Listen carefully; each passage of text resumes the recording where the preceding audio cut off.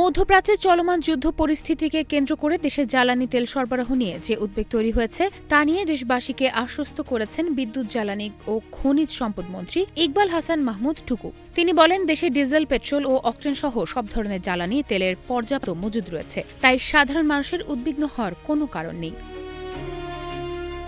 শনিবার রাজধানীর তেজগাঁওয়ে প্রধানমন্ত্রী কার্যালয় প্রাঙ্গণে সাংবাদিকদের সঙ্গে আলাপকালে তিনি এসব কথা বলেন।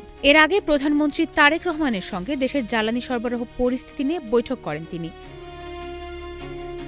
মন্ত্রী বলেন, মধ্যপ্রাচ্যের যুদ্ধ পরিস্থিতি নিয়ে সাধারণ মানুষের মধ্যে উদ্বেগ তৈরি হয়েছে। অনেকেই আশঙ্কা থেকে বিভিন্ন ফিলিং স্টেশনে গিয়ে অতিরিক্ত তেল সংগ্রহের চেষ্টা করছেন। এই বিষয়টি প্রধানমন্ত্রীকে অবহিত করা হয়েছে। তবে বাস্তবে দেশের জ্বালানি তেলের মজুদ পরিস্থিতি স্বাভাবিক রয়েছে।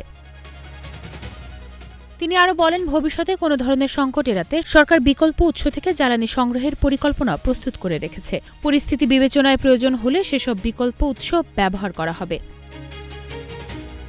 ইকবাল হাসান মাহমুদ টুকু জানান, আগামী ৯ মার্চ দেশের আরও ২টি জ্বালানি তেলবাহী জাহাজ পৌঁছানোর কথা রয়েছে। ফলে সরবরাহ ব্যবস্থায় কোনো ধরনের ঘাটতি হওয়ার আশঙ্কা নেই। তবে গুজব বা আতঙ্কে অতিরিক্ত তেল সংগ্রহ না করার জন্য দেশবাসীর প্রতি আহ্বান জানিয়েছেন তিনি। মন্ত্রী বলেন, প্যানিক হয়ে কেউ যেন প্রয়োজনের বেশি তেল সংগ্রহ না করেন, এতে অপ্রয়োজনীয় চাপ তৈরি হয়।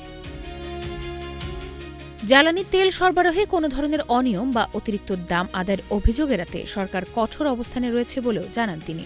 জনভোগান্তি কমাতে আগামীকাল থেকে ভ্রাম্যমাণ আদালত পরিচালনা করা হবে, যা বিভিন্ন ফিলিং স্টেশনে অভিযান চালাবে। মন্ত্রী বলেন, পরিস্থিতি সার্বক্ষণিক পর্যবেক্ষণে রাখা হয়েছে এবং জনগণের স্বার্থ রক্ষায় সরকার প্রয়োজনীয় সব ব্যবস্থা নেবে। মাইশা মাহমুদ, নাগরিক প্রতিদিন।